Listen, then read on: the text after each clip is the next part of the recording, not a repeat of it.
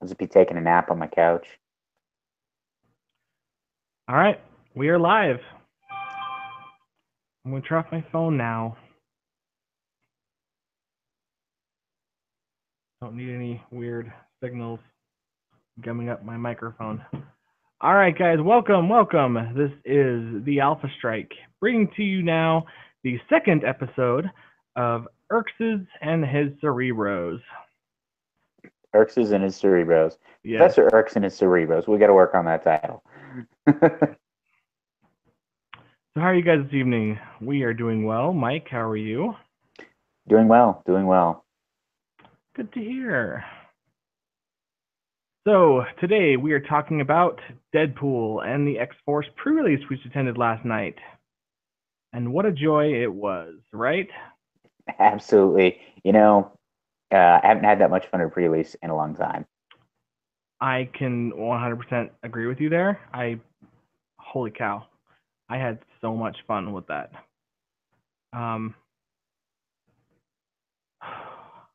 Just blows me away. Mike, talk for a second. I gotta find the chat. Find the chat. Okay. So today, as mentioned, we're going to talk about the Deadpool and the X-Force pre-release, the teams we pulled, what we played, what we kind of ran into, what we are seeing in the sealed event, and then maybe talk a little bit about what we're hoping to see. And then we'll take some questions from those of you in the chat. You could hold off on the questions until the question segment, just so we don't miss anybody, don't lose anything. And then, so listeners just gab for a little while, and then we'll be all the happy to answer your questions. Okay. So I found the chat. We're good. Okay, so let's go ahead and we're going to start talking about the pre-release. We're going to talk about our teams, what we played against, that kind of stuff. So, Mike, we'll start with you. I'm going to watch the chat for a little while, make sure everyone's okay. Tell us what you pulled, like rares, super rares, whatever you pulled, and then the team you built and what you played against. All right. Well, I don't remember exactly what I pulled in each booster, but I do know the rare that I pulled was Dead Girl, and she was amazing. I also pulled Marl for the rare out of the second pack. For 40 points, she was worth her weight. Kind of disappointing she was in a rare slot. She kind of feels like a power level of an uncommon. But I also pulled Common the Wolverine, got to run him. A lot of fun there. Uncommon Psylocke, excited to see that. I did get Ninja, Mercenary, and Rogue Scientist, 3 generics right out the gate. Dark Deadpool, Dr. Kilbaroo, Tombstone, whom I didn't get to field. And that was the sum of what I pulled. So right on, I decided to go with the X-Force theme team at 275. Now that I look back on it, probably the reason why I lost is down 25 points on a 300-point build, but still a lot of fun. What was your overall record? I think I was 1-2, so 1 win, 2 losses. And I managed to finally pull it out in the last round against poor old Taz. He just was having a night of it. Yeah. So with my team, I went with an X-Force team. I actually pulled pretty well, I guess. I pulled a super rare and a rare. My super rare was the guy in the wheelchair, or the Hammer. Tank. Hammer. This guy right here. He is one cool sculpt. We've now learned that WizKid is the SR Prime. Pretty cool. I will note I'm terribly disappointed because when I look at that figure, I see Apocalypse. He's got tubes coming out of his arms, he's got the shoulder pads, neck brace, got the things leading up to his chin. I was just like, this thing's a half a step away from a repaint for an Apocalypse Prime. And, we need a new Apocalypse. We really do. And then I found out it was WizKid. I was like, well, yay, WizKid. He's pretty cool, but dang it. A little disappointed about the Apocalypse theory. Man, we'll get one eventually, I'm sure. The other way I pulled, just the Living Brain, cool support character. I didn't use him. The team I played, which was 100% successful, guys. Commons and uncommons from the set. I was going to say, note, he didn't play his super rare or his rare, so we're looking at just straight commons and uncommons here. First up, the all-star of my team, the Common Cable. This guy is absolutely ridiculous, guys. If you pull him in sealed, you have to play him. Freaking phasing, 5 squares, free attack, close or range, with prop control, 11 attack, Pensai, which you can't use the Pensai on the attack, but still 4 damage, and you're probably not gonna miss. My Then he gets other ESD with no tokens and invul on one click in. I couldn't got him that second click 18D. I couldn't hit him the rest of the game. Yep, for sure. Also, I got my first uncommon I played was Anarchist, the X Factor guy, who also has X Force. This guy is Ecstatic. also. Oh yeah, I said ecstatic. He has X Force too. You said X Factor, but we'll just say you said ecstatic. I said X Factor, huh? Anyways, ecstatics. This guy is crazy good. So he has running shot, Pensai, 10 attack with poison, and then if he has a headline token from when he hits an attack, you can remove it to deal penetrating damage. That is super good. He was my second all-star all day. But the guy who made all of my opponents cry all day, every day, Mike's number one dude. Phantom My main man. Yep. Bam, got the guns. Don't care for that sculpt, but hey, beggars can't be choosers. You know, so when I saw this figure, I was like, blah, this can't be very good because the one from Uncanny Wolverine X-Men was so amazing. But holy crap, is this guy hard to hit. Traded shape change and prop control for his attack rolls, and then he has super sense with an 18 top dial, running shot, energy explosion. He was capping dudes like you wouldn't believe. It was so good. So much fun. I went 3-0, swept everyone, came out with 800 and something points, won the LE of the night. That was the most fun pre-release I've ever had in my life. Like, I don't even care that I didn't I don't know. Didn't pull a chase. Didn't pull a prime. Didn't pull a prime. It's fine. I won. The funny thing was, though, I never actually fought either of the chases that were pulled. Speaking of pull rates, now that we've covered our teams, how we did, the things we saw at the pre-release event, we did record it. If you guys like our Facebook page, you may have saw that we did the live unboxing and kind of did a walk around of what was pulled.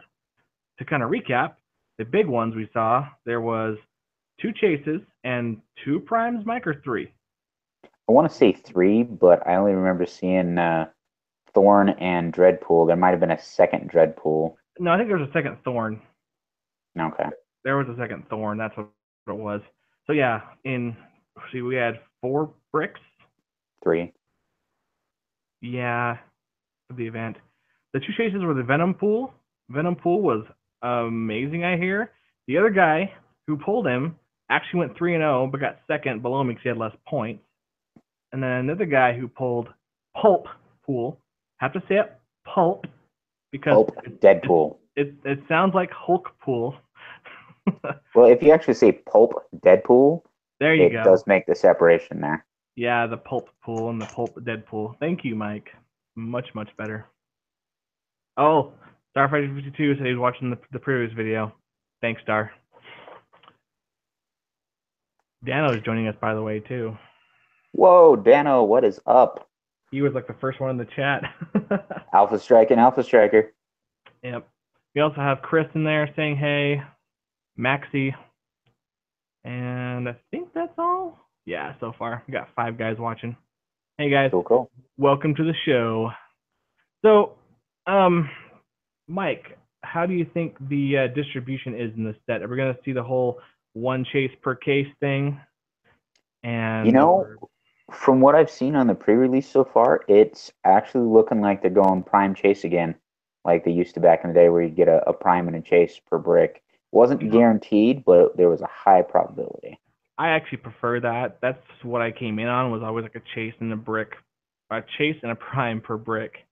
But I don't know. It's kind of weird because we only saw 2 chases and 3 bricks, so maybe. Well, there was that one pack that we didn't see get opened. No, I actually confirmed that one. The one that Taz got later. It was the X-Force Deadpool shifting focus. Okay. Yep. No. Maybe one slipped by. Maybe we weren't looking. Maybe there was another prime that we didn't see. We didn't cover everything all night, so. Yeah, we were having too much fun just playing. Oh, Jeff Bozeman says hello. He's in here chilling out with us. Hey, Jeff. All right. So that really concludes everything that happened at our pre-release. It was a fun event. We had 16 players show up. Um, that was pretty awesome. I did hear win from one of my friends who came. He went to another one tonight. He pulled the super rare Merc with the Mouth Deadpool, the Planeswalker one. And then he won a booster for getting first. He got first place with that sucker. I'm excited to hear how he played that. And he won a Prime Deadpool in the X-Men suit. Nice. So, more news for you guys. Mike, if you had any suggestions for the players at home, if they haven't attended a pre-release yet, what would you want to tell them? Well, if you are going to attend a pre-release, really bank on probability control and expect to be doing a lot of close quarters combat, looking at 17 defense with combat reflexes. So you're looking at punching 19s for days, because that was my experience all day long. So characters with proper control like Dupe and Domino, they're going to be your go-tos. If you got them, run them. I hear Swarm was pretty nasty too, so. Yeah, I didn't actually get to play against or see a Swarm fielded. Wasn't there like one or two of those pulled? There's two, and didn't Chris say he fielded one with Squirrel Maybe. Girl? Maybe with Squirrel Girl. He told me that Squirrel Girl was his by far MVP all night. He loved that figure.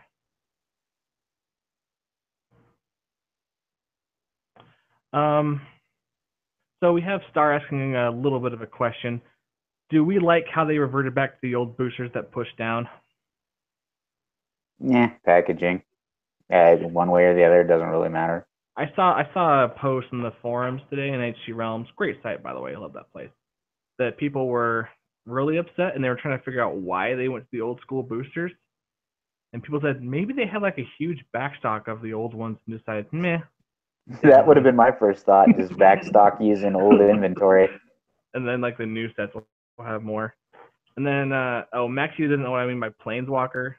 So in Magic, there's these permanents or cards that are like what could be called title characters. They're like the face of Magic. They are permanents that do broken things just by sitting there. Kind of how the Deadpool Merc with a Mouth is a title character that does stuff just for being there. But his is a little more tricky because you have to attack people once you take damage and stuff. Ugh. So to break that down short, the effect is similar to that of legendary characters in Magic the Gathering, known as Yeah. Planeswalkers. So everybody says, "Oh, it's Planeswalker Deadpool." I don't play Magic the Gathering, but I've heard enough about it to understand what they're getting at there. Hopefully, we can ditch this Planeswalker title and actually just start referring them as title characters. Because I'm sorry, guys, this is not Magic the Gathering. It's like WizKids watches their competitors or something. So we're gonna go ahead and open up the floor to you guys now. So one thing I want to say is go ahead and start asking us questions. Whatever you guys want to ask us, we'll answer. Keep it clicks related, please. You know, whatever you guys would like. A certain figure, if we saw it, if we fought it, how did it do? Other stuff like that. Star 52 does have a question. What are our thoughts on the point totals for each piece? Are they fair or cheap like Uncanny X-Men, or too weak like Joker's Wild? What do we think? I'm taking the lead on this one. Yep. So, I really was thinking that 120 point cable was going to be really overcosted, and I saw Dreadpool at 130 run against me as well. And in the past, these heavy-handed figures or heavy-pointed figures, they just really weren't worth their weight. But in this case, that cable and Dreadpool played it together, mind you, was pretty ridiculous. So when you see figures at over 100 points, you're probably getting your money's worth out of them. I saw Psylocke style being kind of blah. She is 90 points and only 6 clicks deep. So I was thinking, I'm probably going to get shortchanged here. But really, she was worth every penny. 70-point Wolverine, no move and attack, but for his longevity at 9 clicks with that crazy free gen, I was like, wow. So, I mean, overall, everything that I played, the point values really felt that I was getting what I was paying for, even when it came down to 40-point Marrow, because Marrow, Sorry. She's got stealth and plasticity and combat reflexes, so I can use her as a tie-up piece, and she's going to live through it. But if she takes one to the jaw, she's done. But she's got that last click of regen, which I almost had a chance to use, which just would have been ridiculous. So, I mean, overall, I felt that the point totals were spot on with everything that I played. Yeah, I will totally agree with that statement. So these point totals reminded me a lot of Uncanny for the basic powers, but it seems like they crammed a lot more special powers and traits on some of these characters. And holy cow, man. You know how Superior Foes felt when you played that one? It felt a lot like that, but amped up another level. Like, the amount of stealth felt like Batman kind of too. And then just the movement attack, it's everywhere. Like, there are ways to get around in position and attack with force in this set. Everything has potential, I feel. Like even the Deadpool force, which I think to play a whole lot against, like Madcap, he scared the crap out of me with that quake he's got. And or was it Slapstick? Slapstick. Thank you. Slapstick took out my whole team second round with that giant reach quake. I was Oh. way ahead, and then George was like, quake, giant reach, quake, giant reach, quake, giant, and then everybody's dead. I'm like, what happened? All right, let's see here. Jeff Bozeman has a thing here. He says, so I pulled the SR Mistress Death tonight. Do you guys know if she has two versions like last time? The SR I pulled had her skull showing, so I was wondering if there was one with skin. Mistress Death. No, I think only the one. I haven't heard anything about the alternate sculpt, like the one previously from Galactic Guardians, I believe was the set that she was in. That was pretty awesome when they did that. I haven't heard anything about them giving her a regular face. It was just the skull one. But who knows? You know, they did slip out. What was it? The tongue hanging out venom on us for the original Deadpool set. But with all the sculpt variants in this, where you get one of Deadpool core this way and one of Deadpool core this way, and the three Deadpools and the bathrobes, I don't know if they would have went that way with Mr. Death, because out of all the figures, so I have read hers, she seems really overcosted and really dangerous to use. Yeah, she is pretty interesting. The one that I thought was cool was the Shikla, the one that goes from the one like vampiric dial up to the big monster form. That one's really cool. We have another question here from Dennis Flair. What's the best place to buy Heroclix online? So plug here, popular auction webpage, quote unquote. I would also direct you toward coolstuff.com or coolstuffinc.com. I go there often. You can pick out Majestics through a popular auction webpage, as well as Troll and Toad. I personally stay away from Troll and Toad because I've had some kind of bad experiences in the past, but I wouldn't say that's going to happen to everybody. So those are the main sites that I know that you can go pick out your singles and just kind of pick the market for what you're looking for. Fair enough. I agree. Cool Stuff is my go-to. I've done Troll and Toad. They're okay. Miniature Market, when they sold Heroclix, I loved them. They had some good prices. I think they've stopped as of late. I didn't see much good stuff lately. They've kind of changed their market a little bit. And always check out your friendly local neighborhood gaming store. Friendly local gaming store. There we go. The FLGS, as they say, because those guys need support. And just go in there and buy some product, play your games there, and try and help promote Heroclix as a whole. For sure, you guys really help those stores out when they do have singles for sale for you guys to buy. And if you guys even buy a couple, it really helps them out. Or even just to play at, so. Or even just boosters. If you're starting out on a set and you're not picking individuals and you're just looking to fill out your set, go buy a couple boosters from your local brick and mortar and help them out. And then, if they've got singles, great. Not a lot of stores that I've seen do that anymore, at least with HeroClix, because the prices bottom out pretty quick. So you have to hit the secondary market. The single market is rough for HeroClix as a whole. Like, the sets are either opened a lot, and then the commons, uncommons, and rares are worth, $5 or less a lot of times. So the real money's only in super rares and chases. And if you think about it, you only get 3 super rares and maybe a chaser, a prime, and a brick. They gotta make all their money back on those figures usually. It's really hard for them to do that. So All right. Next question we have from Green Mist 78. Who has been the dark horse character so far from what you've seen? I'm not sure what dark horse means. Does that mean like a not so good character or one that will win everything?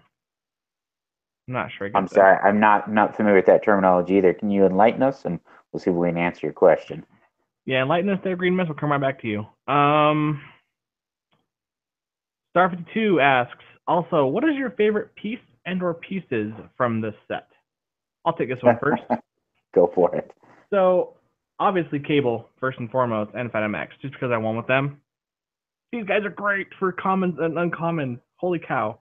However, as far as collecting the set goes, I need 3 chases and the title character. The chases I want are Venompool, Pulp Deadpool, and Pirate Deadpool. Because pirates life for me. Toot toot. Oh, he's gonna run the pirate. I'm gonna run a whole team of ninjas. We're gonna make that happen. That's really what I want. All the shooting focused Deadpools. I think they're all good. They have a unique playstyle though. I've been watching. They seem to be better on their second click. Like they want you to push him for a lot of those forms. As far as dislikes go, real quick, I don't like that they had to do 3 of those blasted trench coat ones. That bathrobe, yeah. You could have given him all 3 keywords and had him pick one at the beginning of the game. That would have been so much easier. Oh, whatever. Their choice. Mike? I like a lot of the mainstream characters. I'm a big X-Force fan, so to see Psylocke, Wolverine, Deadpool, Phantom X, Cable, even Marrow, and just everybody who has the X-Force keyword come rolling out. I was really excited for X-Statics. I wasn't originally very excited about them, but after I looked at what they could do, and you can play all of them at 295. I'm really looking forward to getting a hold of all of them. Um, as far as dislikes in the set go, I've got to agree that bathrobe Deadpool just having one keyword difference. It's like, come on, guys, downgrade them to a common and fill those common slots with these, or put them all together and just say you get to pick one keyword per game, and that's the one you get to do. I mean, the only difference is the little comic book he's holding up has a different picture on it. Um, and they're rares. I'm not looking forward to pulling a whole ton of those. And then you know, I don't know why they had to separate all the mercs for money into alternate sculpts with a slightly different trait on each one. I look at that as okay, combine those figures together and then give me alternate sculpts. So, I mean, I love the alternate sculpt idea because, it does get a little old when everybody's got the same figure all the time. You're used to seeing the same sculpt, but you want more dynamics with the characters. So you've got, mercs for money and they all kind of have a different stance or a different pose or whatever. Great. Just give us an alternate sculpt. It doesn't even have to be a different collector's number. It could just be, well, this is sculpt A, this is sculpt B. And, you'll get those people who are chase those down because it would be the equivalent of like the sketch variants. And I think that would be a lot more successful than sketch variants if they did alternate sculpts, but with same collector's number, as opposed to, well, we're going to alter this trait by just a little bit, keep the points exactly the same so that it's a different figure, just enough that we can fill another slot in the set. Mike, your feed, I can't see you no more. Target. My back. It's trying. Okay. Anyways. Okay, I see you now. Okay, so Dano has a question for us. Real quick. Have we seen any game changers hit the scene like Nighthawk Prime, Fast vs. Jean Grey, or Jakeem Thunder in this set? I'm going on this one. Oh no, I got this one all day. So Venompool being able to completely knock out probability control for the rest of the game. His trait or his ability says that if you use probability control once, you can't use it the rest of the game with that character. Dead Girl because she completely negates stop clicks. She just goes up, hits him, and that stop click's gone for the rest of the turn. And she's Blaze Claw's exploit for crying out loud. That's what I've seen so far. Swarm is another one of those. I mean, he's not going to be like Nighthawk level where he just wipes the whole board, but the fact that you can only damage him for more than one damage on doubles, and he pops out Pogs every time he shoots somebody, that's going to be a really powerful piece. And then, of course, everyone has been going bananas over the super rare Prime for Hammer, Whiz Kid, because 25 Yep. points to give all of your friendly adjacent characters +1 to attack, damage, and range. They have to be Whoa. adjacent. Whoa. He can't carry anyone, but holy cow. That's a little nuts. So yeah, those ones, guys. Watch out for those. Okay, so back to Green Mist.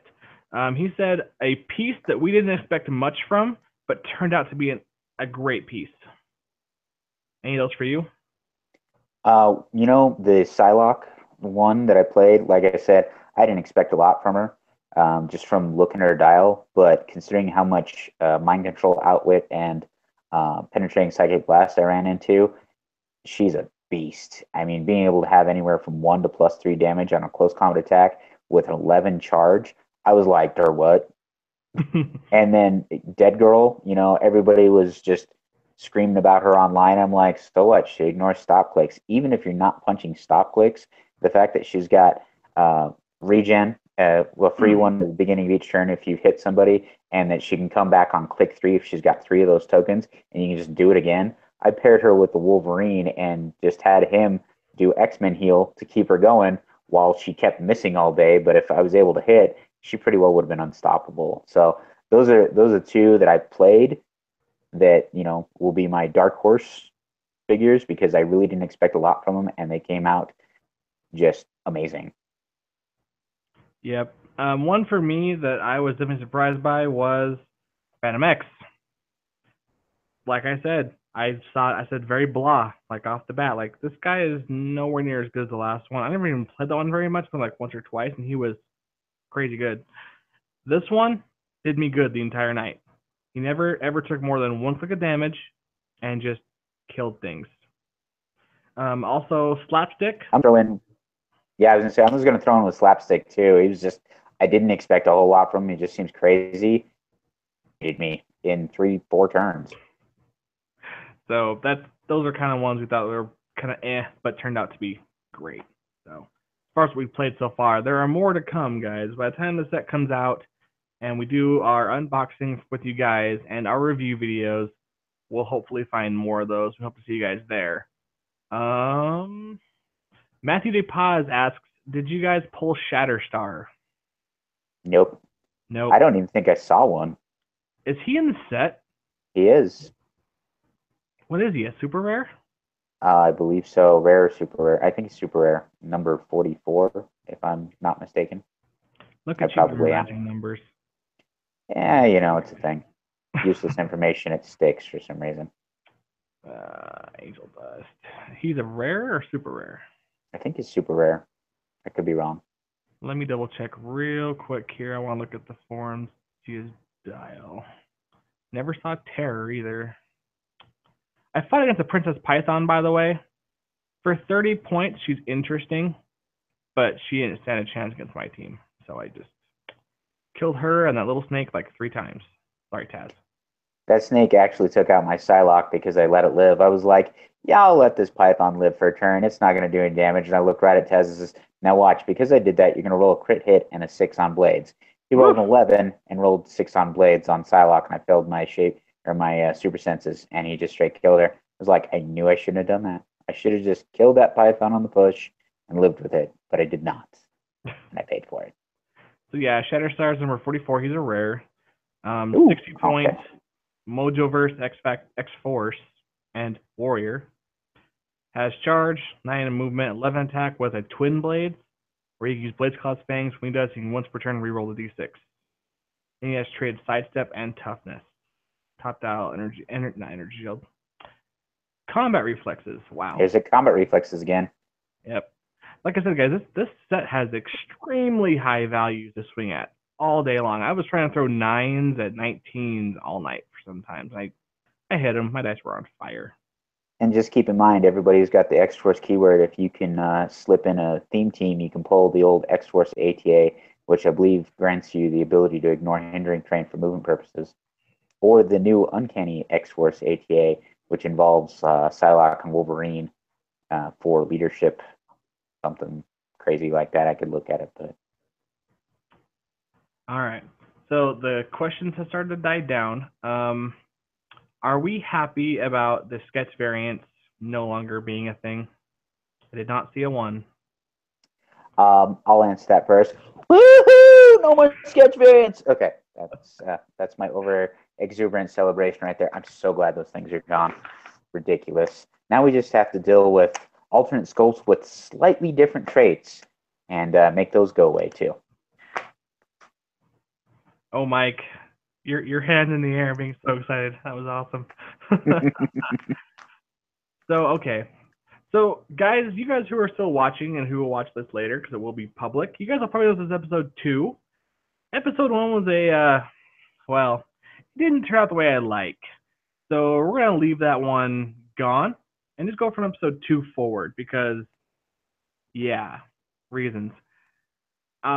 If you Don't guys, worry, guys. I'll release in secret, and you can't stop me. no, you can't do it. I'll delete it. I have power too. If you guys would like to join Mike and I, if he can be here every night, we'll see how the schedule goes. I'd love Mike to be here.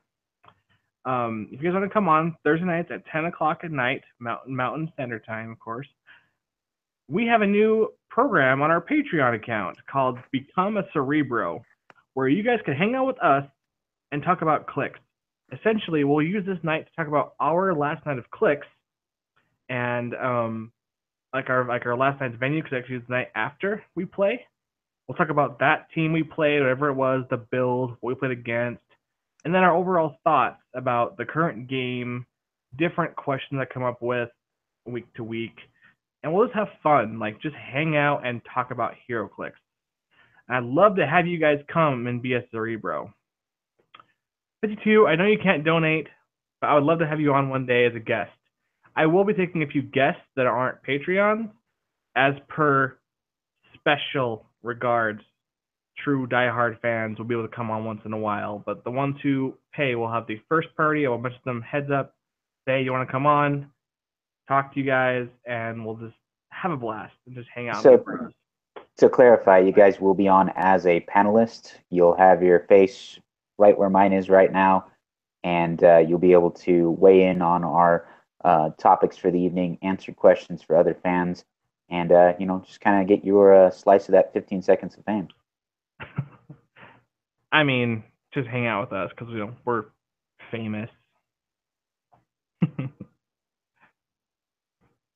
Well, guys, I think that will end our discussion for the evening. I don't want to go too long with this first episode, being it just Mike and I. I can see it's going a lot longer with a few of you guys in here chatting with us. We will be having hopefully another guest next week. I do plan on having Mike and one other guest at the very least. So check us out, guys. Make sure you follow our Facebook, follow our Twitter. We're trying to get more people on Twitter. We're trying to tweet more too. Mike has been thinking about tweeting more. I don't tweet. I don't tweet. And then what else? We have a big schedule, guys. So I am filming 2 battle boxes this Sunday, at the very least, with a new guest. His name will be George. Be nice to him. And then Mike will be joining the battle box again for Deadpool and the X-Force. That's right, the triumphant return of Mikeneto. I could not stay away as much as I'd like to. I probably will still make the same level of mistakes as I have because I haven't had enough chance to study up those rules to the level that I'd like to be at. But, that level is nothing short of perfection. So, but I will come back. I've got to run these figures and have some fun with them. Win or lose, really don't care. I just want to, throw down the battle box like olden days. So I'm back. Big round of applause. Yay. Oh, shucks. So it will be a lot of work, guys. We're going to try and pump out as much content as we can. Now that Mike and I can both edit, we can get stuff done a lot faster for you guys. We do have lives outside the show.